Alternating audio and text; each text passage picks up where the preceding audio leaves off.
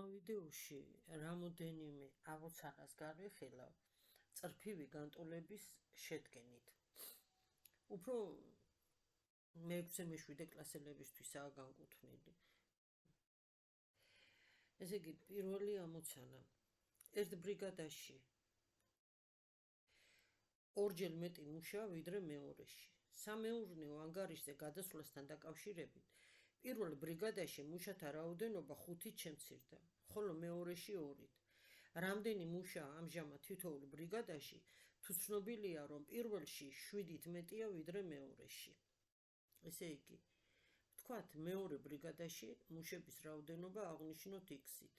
მაშინ პირველში ორჯერ მეტიაო და რამდენი იქნება? 2 გამრავლებული X-ზე.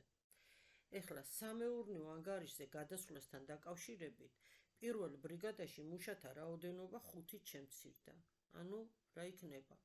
2x გამოკლებული 5 და მეორეში შემცირდა 2-ით. ანუ x - 2. ეხლა უყურეთ, რამდენი მუშა ამჟამად თითოეულ ბრიგადაში, თუ ცნობილია, რომ პირველში 7-ით მეტია ვიდრე მეორეში. აი ეს 7-ით მეტი ყოველთვის უჭირთ ამის ჩაწერა ბავშვებს.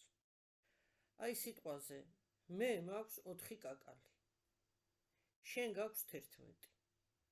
ტოლი რაოდენობა რომ გაგვიხდეს, ან შენ უნდა მისცე ვინმეს 7 კაკალი, ან მე უნდა მომცეს ვინმე 7 კაკალი.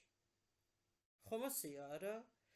ან შენ უნდა დაგაკლდეს, ან მე უნდა დამემატოს. ასევე არის აქაც, მიაქციეთ ამას ყურადღება. პირველში თუ 7-ით მეტია, ან პირველს უნდა დააკლდეს 7 და გაუტოლდეს მეორეს, ან 2x გამოკლებული 5 მეორეს უნდა დაემატოს 7. გასაგებია არა? ან პირველს აკლდება 7, რომ მეორეს ტოლი გახდეს, ან მეორეს ემატება 7, რომ პირველის ტოლი გახდეს. აი ეს არის ჩვენი განტოლება. ამოვხსნათ. წავშლი ამას აქ რაც შავწერე და ამოვხსნათ ორივე განტოლება, რომლებიც იგივურია, რა თქმა უნდა. აქ რა გვექნება? 2x გამოკლებული x ტოლია -2-ს დამატებული -5 -7 იქნება -12, აქეთ ამ მხარეს გადმოვა პლუსი და გვექნება +12. ანუ x უდრის 10. ესე იგი, მეორე ბრიგადაში ყოფილა 10 ადამიანი და პირველში ყოფილა 20. შევამოწმოთ ახლა.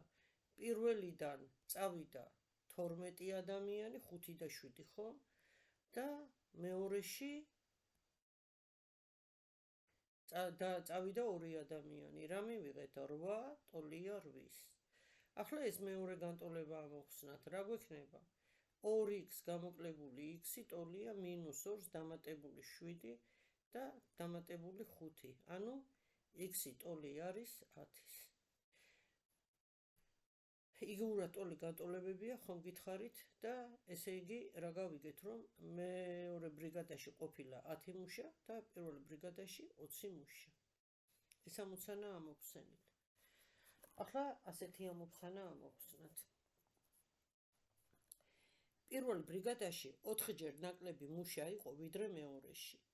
როცა მეორე ბრიგადიდან 6 მუშა წავიდა, ხოლო 12 პირველში გადაიყვანეს, მუშათა რაოდენობა ორივე ბრიგადაში გათანაბრდა. რამდენი მუშა იყო პირველ ბრიგადაში? ეხლა რას მიაქციეთ ყურადღება? აი ამ ტიპის ამოცანების ამოხსნისას. აქ გვეუბნებიან, რომ პირველ ბრიგადაში იყო 4ჯერ ნაკლები ვიდრე მეორეში. ანუ მეორეს თუ აღნიშნავთ x-ით, პირველში იქნება x-ი შეფარდებული 4-თან. ყოველთვის აარიდეთ თავი აი ამ ჩანაწერს.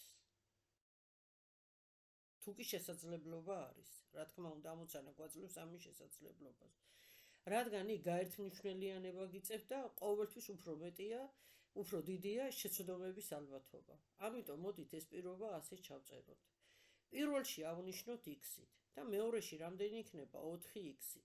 ანუ თუ პირველში 4ჯერ ნაკლებია, ეს ნიშნავს, რომ მეორეში იქნება 4ჯერ მეტი. ხო ასეა არა?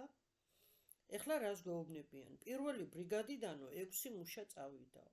კი ბატონო, ჩავწეროთ. ესე იგი, პირველ ბრიგადიდან 6 მუშა წავიდა და მეორედანო პირველშიო 12 მუშა გადაიყვანესო. ანუ მეორეს დააკლდა 12 და პირველს დაემატა 12. და ამის შემდეგ მუშათა რაოდენობა ორივე ბრიგადაში გათანაბრდა. აი თქვენ აღნიშნავს რომ შემოვიტანთ x-ი, 4x-ი, ანუ როგორც გაქვთ პირობაში მოცემული. აი ამის შემდეგ უკვე თითი გააყოლეთ წიგნში და ის რაც ქართულ ენაზე გიწერიათ, ჩაწერეთ მათემატიკურ ენაზე. თანმიმდევრულად, ზუსტად ისე როგორც გაქვთ მოცემული. ესენი უმარტივესი ამოცანებია და აქ სხვა განსაკუთრებული რამ არ მოგეთხოვებათ.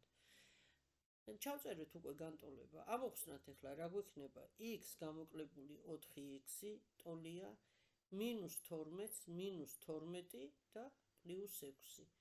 ანუ x გამოკლებული -4x-ი ეს იქნება -3x და ეს რის ტოლია -24-ს დამატებული 6 ტოლია -18-ის. ორივე მხარე გავყოთ -3-ზე და მივიღებთ x-ი ტოლია 6-ის. მასშტაბი პირველ ბრიგადაში ყოფილა 6 მუშა, მეორე ბრიგადაში 24. შემოწმება შეგიძლიათ ამ პირობის. და კიდევ ერთ ამოცანას განვიხილავ.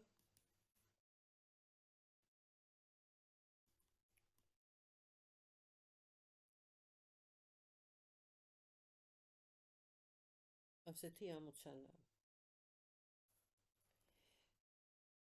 ესე იგი ორ ტომარაში 50-50 კილოგრამი შაქარია.